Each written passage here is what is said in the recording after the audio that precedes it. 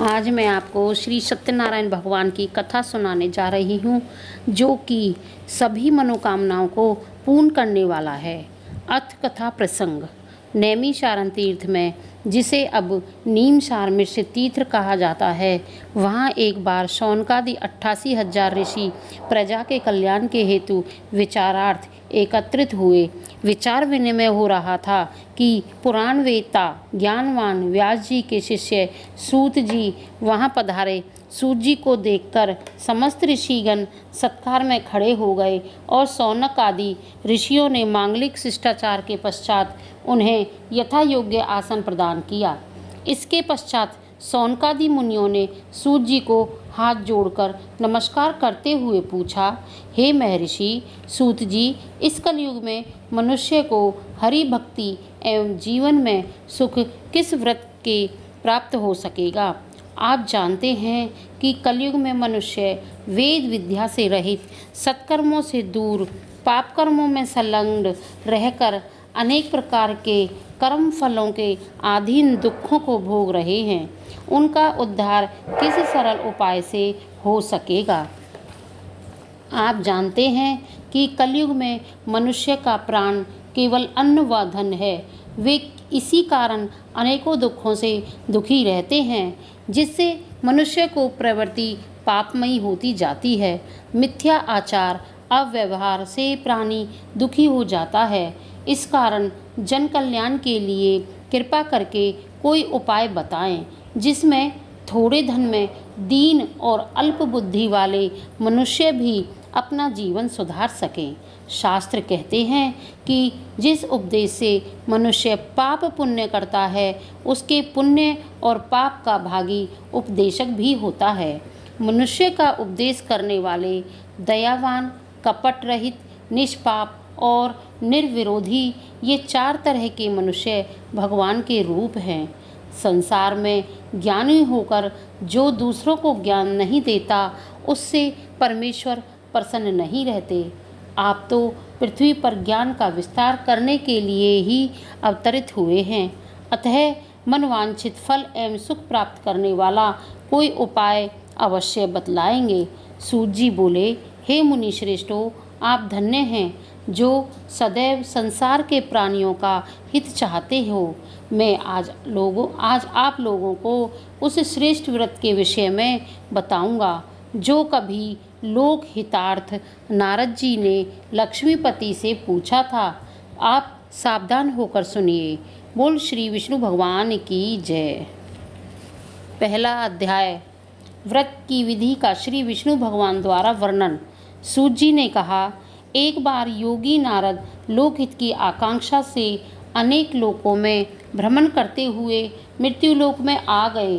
वहाँ उन्होंने सब लोगों को अपने अनेक प्रकार के कलेशों से ग्रस्त और अपने कर्मों के कारण नाना प्रकार से दुखी होकर देखा, तो सोचने लगे कि किस उपाय से इनके दुखों का नाश हो। ऐसा मन में सोचते हुए वे विष्णु लोक में जा पहुँचे। वहाँ शुक्ल वर्ण चतुर्भुज शंख चक्र गदा पद्म और वनमाला विभूषित श्री नारायण जी की स्तुति करना आरंभ किया। हे वाणी और मन की शक्ति से अगम्य अनंत शक्तिशाली प्रभु, आपको नमस्कार है। आदि के आदि भूत के हे भक्तों के कष्ट निवारण करने वाले, आपको नमस्कार है। तब इस स्तुति को सुनकर भगवान विष्णु ने कहा, हे नारद, कहो तुम कैसे आए हो और तुम्हारे मन में क्या जिज्ञासा है? हे महाभाग, तुम मुझको कहो। नारद जी बोले, मैंने देखा है कि मृत्युलोक में सब लोग अनेक प्रकार के कलेशों सहित विविध योनियों में उत्पन्न होकर पाप कर्मों से दुख पाते हैं। हे नाथ, उनके वे समस्त दुख किस प्रकार नाश को प्राप्त हो सकते हैं? यदि आपकी मुझ पर कृपा है तो मैं यह सुनना चाहता हूँ। श्री विष्णु भगवान बोले, हे वत्स, मानवों के कल्याण के लिए तुमने बहुत अच्छा प्रश्न किया है। अतः जिस कर्म के करने से मनुष्य मोह से छूट जाता है, वह कहता हूँ, सुन। सत्यनारायण का यह व्रत स्वर्गलोक और मृत्युलोक दोनों में दुर्लभ है। तेरी प्रीति के कारण अब मैं तुझे बताता हूँ। इस व्रत को विधि पूर्वक करके सत्यनिष्ठा से रहते हुए मनुष्य शीघ्र ही संसार में सुख भोग कर परलोक में मोक्ष को प्राप्त करता है। भगवान के इस वचन को सुनकर नारद मुनि बोले, हे प्रभु जी, इस व्रत की क्या विधि है और किसने यह व्रत किया है? विस्तार पूर्वक कहिए, यह व्रत कब करना चाहिए? श्री विष्णु भगवान बोले, हे नारद, यह सत्यनारायण का व्रत दुख और शोक आदि को विनाश करने और धन धान्य की वृद्धि करने वाला है, विजय, सौभाग्य और संतान देने वाला है। किसी भी दिन भक्ति और श्रद्धा से मनुष्य धर्म में तत्पर होकर बंधुओं बांधवों को साथ लेकर सायंकाल के समय सत्यनारायण का पूजन करे। भक्ति पूर्वक केला, फल, घी, गेहूं का चूर्ण आदि पदार्थों को 1.25 किलो या सवाया कर ले। नैवेद्य गेहूं का चूर्ण प्राप्त न होने पर चावल का चूर्ण, शक्कर या गुड़ को सवाए परिमाण में लेकर सत्यदेव को निवेदन कर स्वजनों सहित कथा पढ़े सुने और दीन ब्राह्मण आदि को योग्य दक्षिणा दे। उसके बाद भक्ति पूर्वक प्रसाद को ग्रहण करके ब्राह्मण एवं स्वजनों को भोजन कराकर स्वयं करे। रात्रि को जागरण, कीर्तन एवं हरि गुणगान में बिताए। इस प्रकार व्रत के करने से तथा श्री सत्यदेव का निष्ठापूर्वक ध्यान करने से प्राणी निःसंदेह मनवांछित फल प्राप्त करता है। कलयुग में यही एक सरल उपाय है। कथा प्रथम अध्याय समाप्त। बोलो श्री सत्यनारायण भगवान की जय। दूसरा अध्याय, दीन लकड़हारे द्वारा व्रत का किया जाना। सूत जी बोले, श्री नारायण ने नारद के पूछने पर कि पहले यह व्रत किसने किया तथा क्या फल पाया, वह इतिहास जो उन्होंने बताया मैं आपको बताता हूँ। रमणीक काशीपुरी में कोई एक निर्धन विप्र रहता था। भूख और प्यास से व्याकुल वह नित्य प्रति पृथ्वी पर यहाँ वहाँ घूमता था। तब विप्रों के प्यारे भगवान ने दुखी विप्र को देख एक वृद्ध रूप का धारण करके आदरपूर्वक पूछा, हे विप्र, किस लिए तुम दुखी होकर पृथ्वी पर घूमते हो? उस विप्र ने कहा, मैं अति गरीब हूँ और उदर पूर्ति हेतु भिक्षा के लिए पृथ्वी पर भ्रमण करता हूँ। हे प्रभु, यदि आप मेरे दुख को दूर करने का कोई उपाय जानते हैं तो कहिए। वृद्ध ब्राह्मण ने कहा, श्री सत्यनारायण विष्णु वांछित अर्थों का फल देने वाले हैं। हे ब्राह्मण, उनके पूजन और उत्तम व्रत को तू कर, जिसे करके मनुष्य सब दुखों से छूट जाता है। इस व्रत का विधान भी बतलाकर ब्राह्मण रूपधारी भगवान वहीं अंतर्ध्यान हो गए। तब उस ब्राह्मण ने संकल्प किया कि मैं इस सत्यव्रत का भली प्रकार पालन करूँगा। यही विचार करते करते वह रात को सो गया। प्रातः उठकर उसने व्रत का पुनः संकल्प किया। उस दिन ब्राह्मण को भिक्षा में बहुत द्रव्य मिला तो उसने प्रसन्नतापूर्वक व्रत एवं पूजन बंधु बांधवों सहित किया। इस व्रत के प्रभाव से कलेश मुक्त और संपत्तियों से युक्त हो गया। फिर वह प्रति माह श्री सत्यनारायण जी का व्रत कर अंत में मोक्ष पा गया। हे ऋषिगणों, भगवान द्वारा नारद जी को बताए हुए इस सत्यनारायण व्रत को जो भी संसारी व्यक्ति करेगा उसके समस्त दुख नाश को प्राप्त होंगे। तब ऋषि बोले, हे मुनि सूत जी, उस ब्राह्मण से सुनकर इस पृथ्वी पर इस व्रत को और किसने किया है, यह जानने की इच्छा है। सूत जी कहने लगे, ऋषियों, एक बार वह द्विज श्रेष्ठ बंधु बांधवों सहित श्री सत्यदेव का व्रत पूजन कर रहा था कि उसी समय एक लकड़हारा प्यास के कारण व्याकुल उस ब्राह्मण के घर में लकड़ियों को बाहर रख घुस आया। वहाँ उस धार्मिक कृत्य को देखकर वह पूछने लगा कि हे, आप यह क्या करते हो? इससे क्या फल प्राप्त होता है? हे स्वामी, आप मुझे भी यह बताएं। ब्राह्मण बोला कि यह सत्यनारायण जी का व्रत है जो इच्छित फल प्राप्त कराता है। उसके प्रताप से मेरे यहाँ सब धन धान्य हुआ है। व्रत के विषय में समस्त जानकारी कर तथा प्रसाद पा और पानी पीकर वह लकड़हारा अपने नगर को गया। उसने मन में विचार किया कि लकड़ियों के बेचने से जो धन मिलेगा मैं उससे व्रत को करूँगा। ऐसा विचार करता हुआ वह धनवानों की बस्ती में जा पहुँचा। वहाँ और दिनों से दूने दामों पर वह लकड़ी बिकी।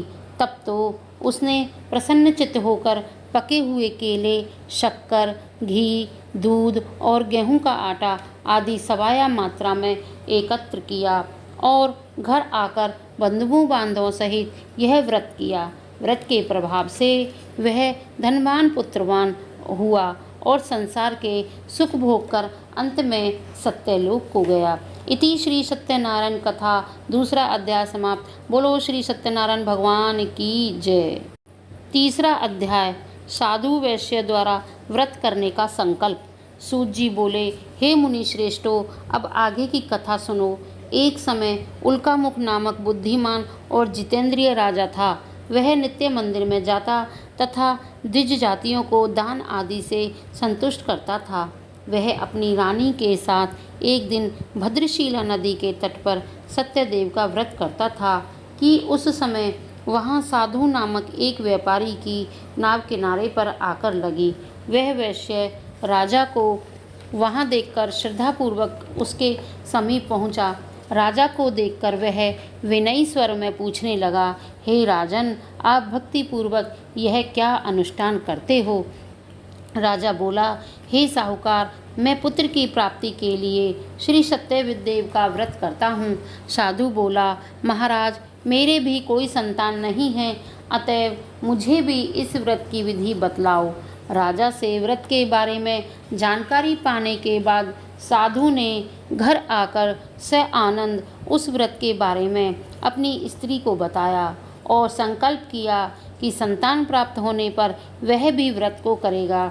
सत्यदेव की कृपा से उसकी स्त्री लीलावती गर्भवती हुई और 10वें माह में एक कन्या को जन्म दिया, जिसका नाम कलावती रखा गया।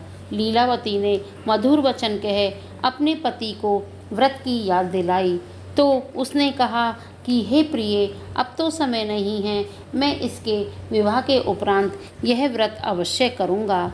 इस प्रकार वह अपने व्यापार कार्य में लग गया। लीलावती को ब्याह योग्य देखकर एक दिन वैश्य ने अपने दूतों से कहा कि कन्या के योग्य वर ढूंढें। आज्ञा पाकर एक दूत कंचन नगर गया और वहाँ के व्यापारी के एक सुंदर लड़के को साधु के पास लाया। योग्य वर पाकर उस वैश्य ने कन्या का विवाह आनंद संपन्न कर दिया। वह सत्यदेव के व्रत करने की बात अभाग्यवश फिर भूल गया। इससे सत्यदेव रुष्ट हो गए। कुछ समय पीछे साधु अपने जमाता सहित व्यापार को चल दिया। समुद्र के किनारे रत्नसार नामक द्वीप में व्यापार करके जब वे चंद्रकेतु राजा के नगर पहुँचे तो प्रतिज्ञा से भ्रष्ट वैश्य से भगवान कुपित थे। एक दिन चोर राजा का धन चुराकर सिपाहियों के भय से वह सब धन उसी स्थान पर पटक कर छिप गए जहाँ की जमाता सहित वैश्य ठहरा हुआ था। चोरों के पीछे आते हुए सिपाहियों ने धन को वहाँ देखकर उन दोनों को पकड़कर राजा के सम्मुख उपस्थित किया और कहा, स्वामी, हम आपके धन को चुराने वाले 2 चोर पकड़कर लाए हैं, इनके लिए अपनी आज्ञा दीजिए। राजा ने उन्हें जेल में डाल देने को कहा। सत्यदेव की माया से उनकी कोई बात किसी ने नहीं सुनी। उनका सारा धन छीनकर उन्हें जेल में भेज दिया। उन्हीं सत्यदेव के शाप के कारण उनके पीछे उनके घर का सब धन चोरों ने चुरा लिया तथा उन दोनों की स्त्रियां घोर कष्ट पाने लगी। एक दिन कलावती भूख से व्याकुल अन्न की चिंता में घर से निकली और एक सुंदर मंदिर में पहुंची। वहां सत्यदेव के व्रत को देखकर बैठ गई और रात को देर से कथा सुनकर और प्रसाद लेकर घर वापस आई। माँ ने देर से आने के कारण उसे डांटा तो कलावती बोली कि हे माँ, मैंने मंदिर में ब्राह्मणों को मनवांछित फल देने वाले व्रत को करते देखा है, पुत्री के वचन सुन उसकी माँ प्रसन्न हुई और सत्यदेव के व्रत को याद कर उसे संपन्न किया। व्रत के करने से भगवान फिर प्रसन्न हो राजा चंद्रकेतु से स्वप्न में जाकर बोले, हे राजन, सुबह होते ही तुम उन दोनों वैश्यों को छोड़ देना और उनके धन को वापस कर देना, नहीं तो मैं तुम्हारा नाश कर दूंगा। प्रातःकाल होते ही राजा ने सभासदों को रात में देखे स्वप्न को कहा और आज्ञा दी कि जेल में पड़े दोनों वैश्य बंदियों को छोड़ दो। आज्ञा अनुसार उन्हें जेल से राजा के सामने उपस्थित किया गया। पहली बात को याद करके वे दोनों व्याकुल थे और कुछ बोले नहीं। उनको दुगना धन वापस करते हुए राजा ने उनके बाल बनवा, स्नान आदि करा के सुंदर वस्त्र पहनने को दिलाए। फिर उनको दुगना धन वापस करते हुए कहा, तुमने देवगति से ही यह महादुख प्राप्त किया है, अब निर्भय हो तुम जाओ। राजा को प्रणाम कर वे दोनों आनंद से अपने घर चल दिए।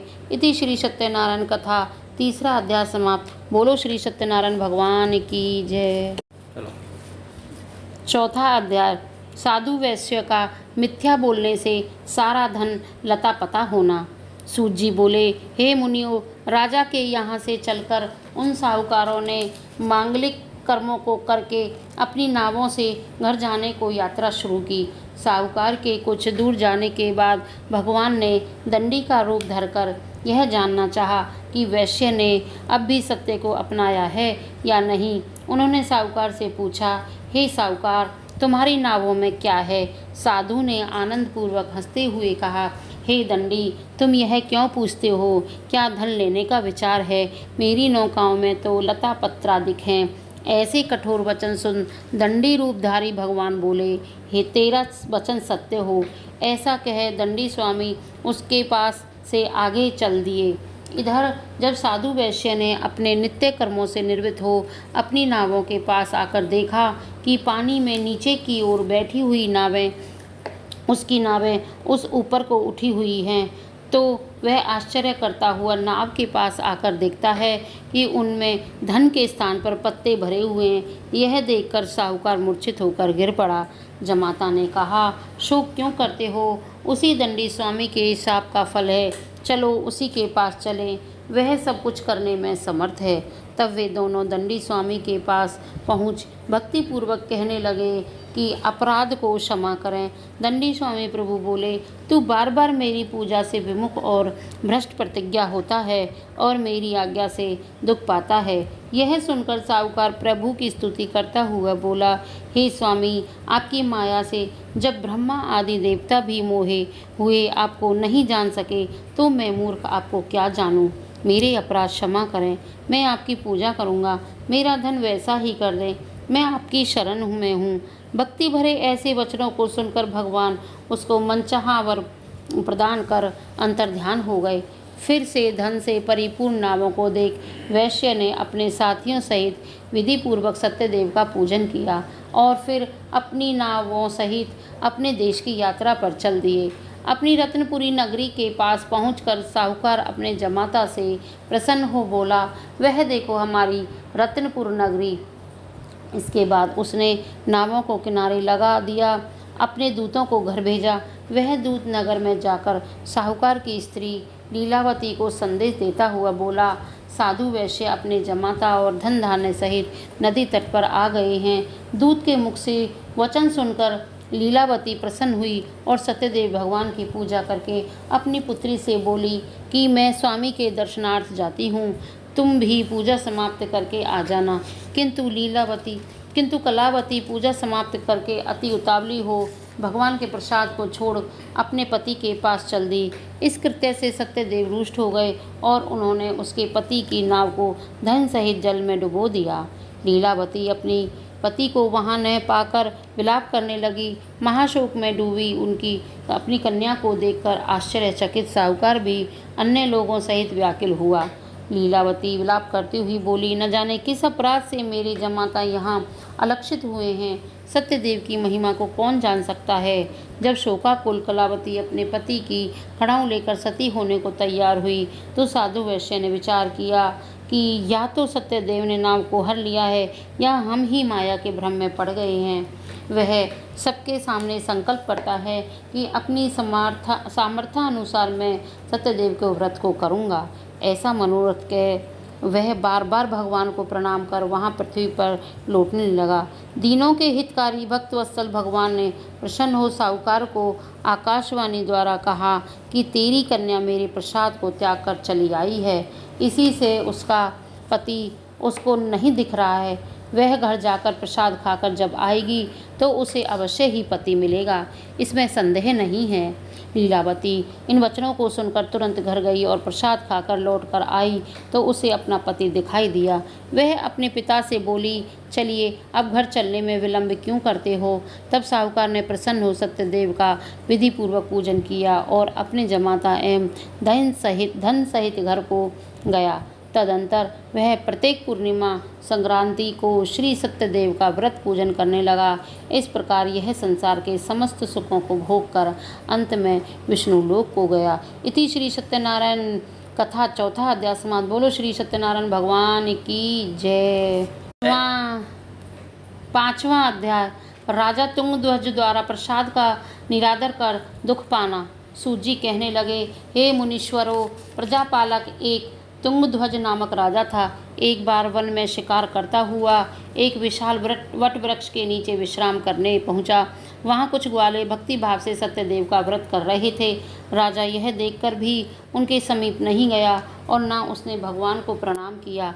उसने ग्वालों द्वारा दिए हुए प्रसाद को भी न लिया और उससे घृणा की। सत्यदेव भगवान ने उसके इस दुष्कर्म का फल तुरंत दिया। वह जब अपने घर लौटा तो वहाँ अपने 100 पुत्रों को मरा हुआ देखा तथा अपना समस्त धन वैभव नष्ट पाया। राजा ने निश्चय किया कि सत्यदेव ने ही मेरा यह सर्वनाश किया है। ऐसा विचार कर वह वन में उसी स्थान पर आया जहाँ के ग्वाले व्रत कर रहे थे। उसने ग्वालों के साथ भक्तिपूर्वक व्रत किया तथा सपरम प्रसाद लिया।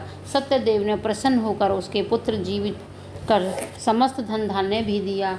वह सब इस संसार में समस्त सुखों को पाकर अंत में स्वर्गलोक को गया। जो व्यक्ति इस परम दुर्लभ व्रत को करते हैं तथा इस पवित्र कथा को पढ़ते सुनते हैं, वह इसके प्रभाव से ऐश्वर्यवान हो मोक्ष प्राप्त करते हैं। यह कथा कलयुग में तुरंत फल देने वाली है। समय अनुसार भगवान को कोई सत्य, कोई ईश, कोई काल और कोई कलयुग में सत्यव्रत स्वरूप भगवान कहेंगे। हे ऋषिश्वरों, जो सत्यदेव की कथा को नित्य पढ़ता सुनता है उसके समस्त पाप क्षय हो जाते हैं। अब जिन्होंने इस व्रत को किया था उसके आगे के जन्मों का हाल बताता हूँ। बुद्धिमान शतानंद सुदामा बना। इसने भगवान श्री कृष्ण का सामीप्य पाकर मोक्ष प्राप्त किया। वह लकड़हारा निषाद राजा बना जिसने रामचंद्र जी की सेवा कर मोक्ष पाया। उल्कामुख राजा दशरथ बना और श्री रामचंद्र जी को पुत्र रूप में पाया। वह साधु वैश्य मोरध्वज बना जिसने अपना अर्धांग आरे से चिरवाकर मोक्ष पाया। वह राजा तुंगध्वज स्वयंभू मनु हुआ जिन्होंने श्रीमद् भागवत का उपदेश करके वैकुंठ को प्राप्त किया। बोलो श्री सत्यनारायण भगवान की जय। इति श्री सत्यनारायण कथा 5वां अध्याय समाप्त। बोलो श्री सत्यनारायण भगवान की जय।